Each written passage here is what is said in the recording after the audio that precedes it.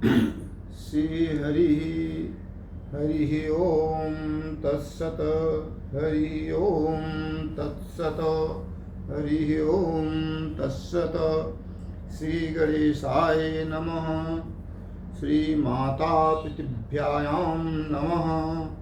श्री गुरुभ्यो नमः। श्री राधा कृष्णाभ्यां नमः। श्रीमद्भागवत महापुराण की जय।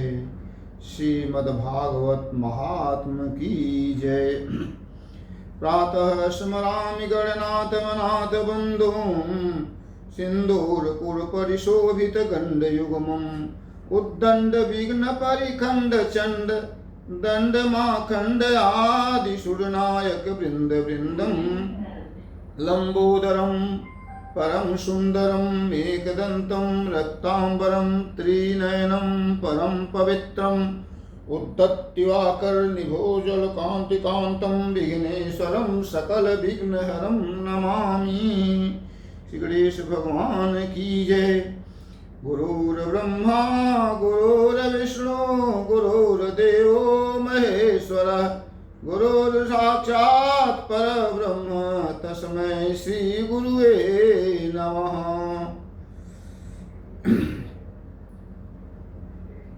यहाँ पर उपस्थित सभी माताओं बहनों, श्रीमद् भागवत के रसिक श्रोतागण, हम आप सबका हार्दिक अभिनंदन करते हैं, हार्दिक वंदन करते हैं। और आज बड़े प्रसन्नता होती है मुझे कि हम लोग इस बात पर चर्चा करेंगे, विजयदशमी का यह पर्व क्यों मनाया जाता है, यह पर्व कैसे स्थापित हुआ, इसके विषय में हमारे आध्यात्मिक विचार क्या है। राम कौन है, रावण कौन है, कब कैसे, इनका विषय में जानकारी प्राप्त करने के उद्देश्य से हम लोग इस पर चर्चा करेंगे। जैसा कि आप सब जानते हैं, 4 युग है, सतयुग, त्रेता युग, द्वापर युग और कलयुग। सभी युगों की उम्र अलग अलग है।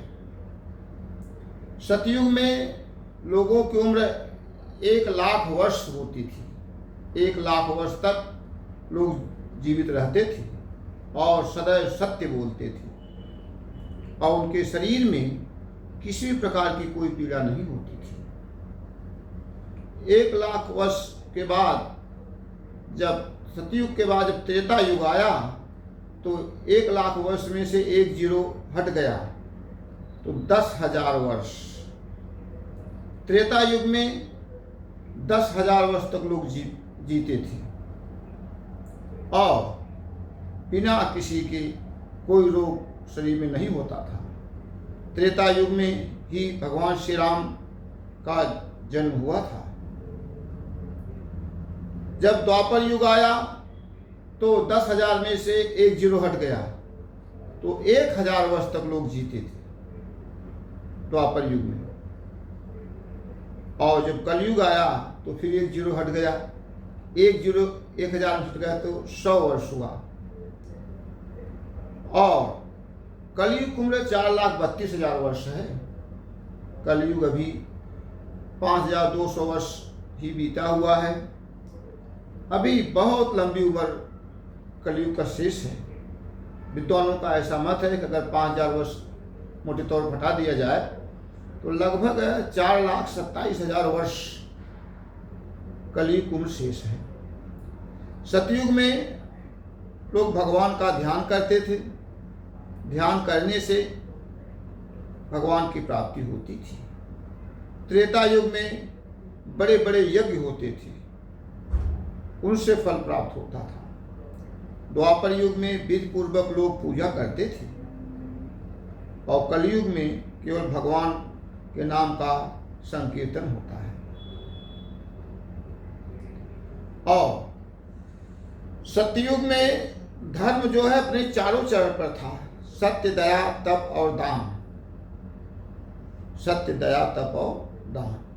कलयुग में सत्य, दया और तप ये 3 चरण नष्ट हो चुके हैं। अब केवल दान ही बचा हुआ है। दान के द्वारा जो है व्यक्ति अपना कल्याण कर सकता है, संत ब्राह्मणों की सेवा कर सकता है। आज हम आप बताएंगे कि भगवान श्री राम त्रेता युग में पैदा हुए और त्रेता युग में जब भगवान आए तो उस समय भगवान प्रकट हुए थे। भय प्रकट कृपाला दीन दयाला कौशल्या हितकारी हर्षित महतारी मुनि मनहारी अद्भुत रूप विचारी। भगवान उत्कृष्ट यज्ञ के द्वारा जो है प्रकट हुए थे। भगवान ब्रह्म है, ब्रह्म कभी गर्भ में नहीं आता। भगवान श्री राम भगवान श्री कृष्ण परम ब्रह्म हैं, कि कभी गर्भ में नहीं आते। गर्भ में केवल जीव आता है। जब प्रकट हुए तो विशाल शरीर रूप लेकर प्रकट हुए। उनके सिर पर जो मुकुट था आकाश को स्पर्श कर रहा था। 4 भुजाएं थी।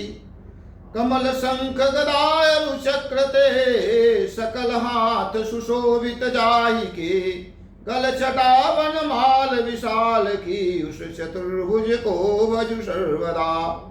माता जी से कहे, कौशल्या जी से, माँ मैं आ गया, आप निश्चित रहिए, आप मुझे पुत्र के रूप में स्वीकार करें। माता जी ने कहा कि कोई इतना बड़ा पुत्र वो पैदा होता है मुकुट पहनकर। कहे तब क्या कहें, मुकुट को कहे हटा दीजिए। मुकुट हटाए, कहे अब ठीक है। बोले नहीं, अभी भी आप छोटे रूप में आइए। भगवान अपने विशाल आकार को छोटा कर दिए। तो छोटा के बोले माता जब ठीक है। बोले अभी भी नहीं। कहे तब अब क्या करें। कहे कोई चतुर्भुज के रूप में लड़का पैदा होता है। कहे तो कहे 2 भुजा करिए। भगवान ने 2 भुजा किया। बोला माता जी अब ठीक है।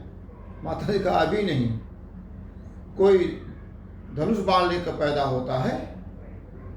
कहे तब कहे धनुष बाण भी हटाए। कहे अब ठीक है। कहे नहीं, भगवान कह रहे थे कि मैं माता जी से पूछता जा रहा हूँ, माता जी जो कह रही हैं वो सब मैं करता जा रहा हूँ। फिर बोली माता जी कोई वस्त्र पहनकर पैदा होता है। बोले क्या माता जी आप नंगा भी करेंगी। भगवान जो है वस्त्र हटाए। बोले अब ठीक है। यह कहकर भगवान हंसने लगे। सुनु जननी सोई सुत बड़ भागी और जो पितु मातु बचन अनुरागी। वही पुत्र बड़ भागी होता है जो माता पिता के वचनों का अनुरागी होता है।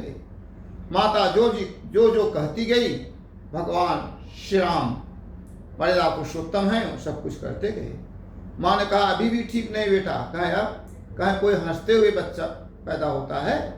कहे तब क्या चाहते हैं। कहे रो। भगवान फिर रोना ठाने। भगवान जो कार्य करते हैं बहुत ठान कर करते हैं। रोदन ठाना, रोदन ठाने। सारे लोग पता चला भगवान श्री राम आए।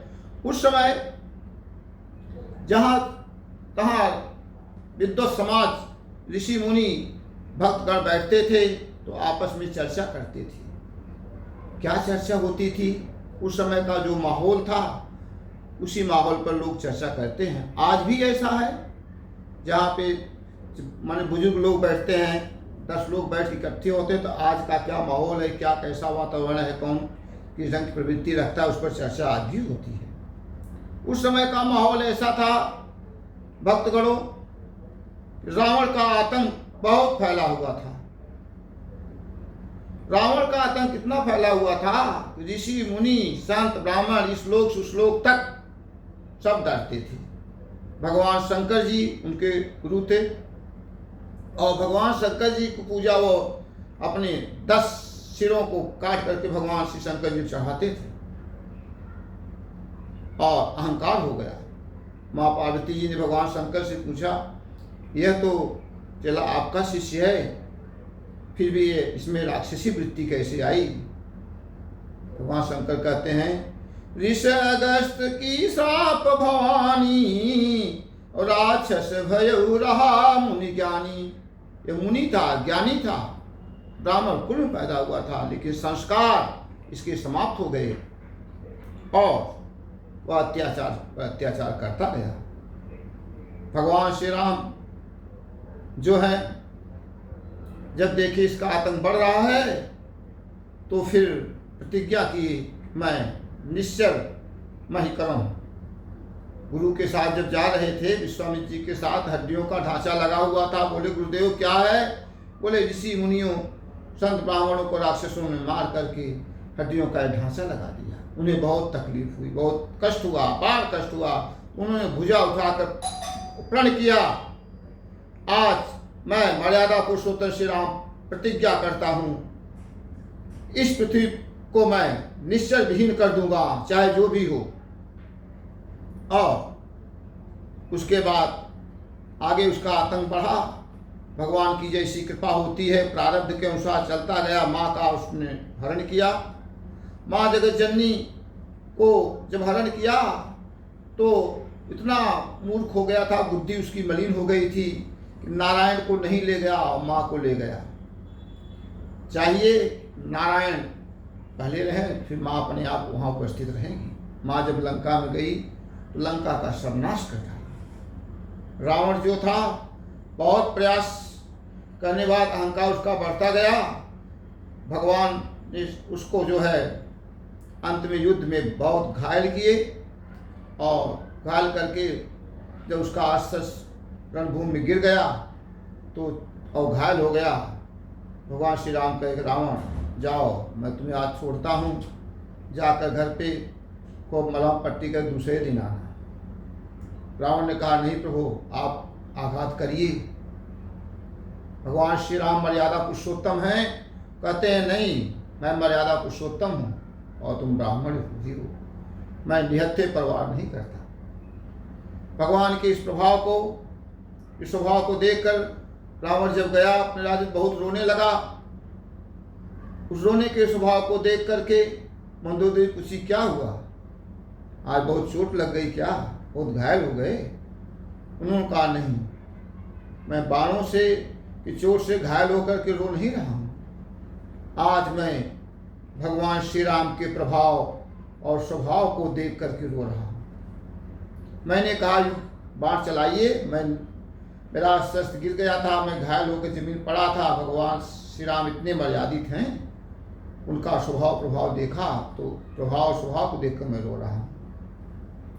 अंत में मंदोदरी कही बड़ा अच्छा अवसर है, इस पर बोलूँ ठीक है, जब भगवान श्री राम के प्रभाव स्वभाव को देख प्रसन्न हो तो माँ सीता को लौटाओ। लेकिन वह दुष्टवृत्ति में था और वह जहाँ पे लोग शराब पीते हैं, व्यभिचार होता है, वहाँ पर दुष्वृत्ति आती। फिर वह तैयार हुआ नहीं लौटाएंगे, फिर युद्ध हुआ। भगवान श्री राम ने उसके 10 सिर को काटे और उसकी नाभि में अमृत था, वहाँ अग्निबाण का प्रहार किए और उसका प्राण निकल गया। जब प्राण निकल गया तो उसी दिन से भगवान श्री राम ने रावण को मार करके लंका पर विजय प्राप्त किया था। और उसके बाद वह भगवान श्री राम प्रतिदिन माँ दुर्गा की पूजा करते थे और कमल के पुष्प से भगवान माँ को चढ़ाते थे। हनुमान जी को एक बार कहे कि हनुमान जी 108 कमल का पुष्प लाओ। हनुमान जी महाराज गए, 108 कमल का पुष्प लाए, चढ़ाने लगे। ऐसी कृपा हुई कि एक पुष्प कम पड़ गया। जब एक पुष्प कम पड़ गया तो भगवान श्री राम अपने आँख को चढ़ाने के लिए उद्यत हो गए। मैं अपनी आँख को जो है मैं चढ़ा दूंगा। इस पर माँ दुर्गा बहुत प्रसन्न हुई और बोली भगवान का सब कुछ जो है कंजलोचन, भगवान के आँख कमल के समान है। कंजलोचन कंज मुख, भगवान का मुख कमल के समान है। कंजलोचन कंज मुख, कर कंज, हाथ कमल के समान है। पद कंज, पैर कमल के समान है। तो संतों ने कहा यहाँ पर भगवान का लोचन, मुख, हाथ और पैर ये सभी कमल के समान हैं। कमल की उपाधि क्यों दी गई? क्योंकि कमल जल में रहते हुए जल से प्रभावित नहीं होता, वैसे ही भगवान के द्वारा सृष्टि रचाई गई। लेकिन भगवान सतोगुण रजोगुण तमोगुण से सृष्टि बनी है, लेकिन भगवान तीनों गुणों से किसी गुण से प्रभावित नहीं होते, वो केवल जो है भक्तों के स्वभाव से प्रभावित होते हैं। इसलिए संसार में रहते हुए सब कुछ हो तो भगवान की कृपा ही मानिए। नाथ सकल संपदा तुम्हारी, मैं सेवक समेत सुत नारी। रावण का वध किए। पहले तो एक ही रावण था, वो 4-6 रावण से खानदान से भगवान सबको मारे। आज के युग में तो देखा जाए, अशुभ मत मानिएगा भक्तों, होल सोल में रावण है। रावण कौन है? जो दूसरों के आंखों में आंसू ला दे वो रावण है। जो दूसरों की संपत्ति को अपना बना ले वो रावण है।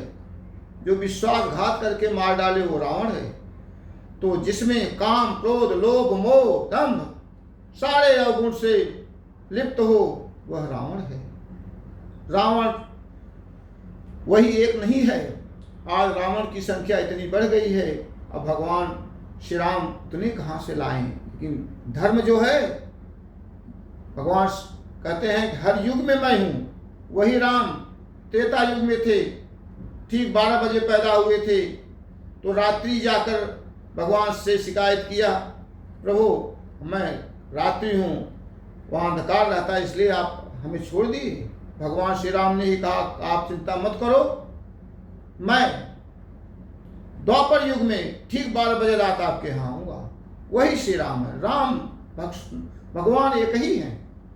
भगवान ने वही राम जो है द्वापर युग में थे, वही श्री कृष्ण बन करके जो है, वही राम जो है त्रेता युग में थे, वही श्री कृष्ण बन करके द्वापर युग में आए। और आकर के जितने भी असुर वृत्ति थी, असुर वृत्ति मतलब मोस्टली इसका होता है असुर, अभिमानी, बाढ़ असुर, अधम अभिमानी। जब असुर बढ़ जाए, अधर्मी बढ़ जाए, अभिमानी बढ़ जाए, तो समझ जाओ निश्चित रूप से भगवान का अवतार किसी न किसी रूप में अवश्य होगा। और उनका जो है, उनको भगवान का कार्य ही है असुर वृत्ति को, राक्षस वृत्ति को समाप्त करके धर्म की स्थापना करें, धर्म की स्थापना करके धर्म को बढ़ाएं। धर्म क्या है? हमारा जो वेद है, जो पुराण है, जो श्रीमद् भागवत महापुराण है, हमारा जो धर्म ग्रंथ है, उसके अनुसार चलना ही धर्म है।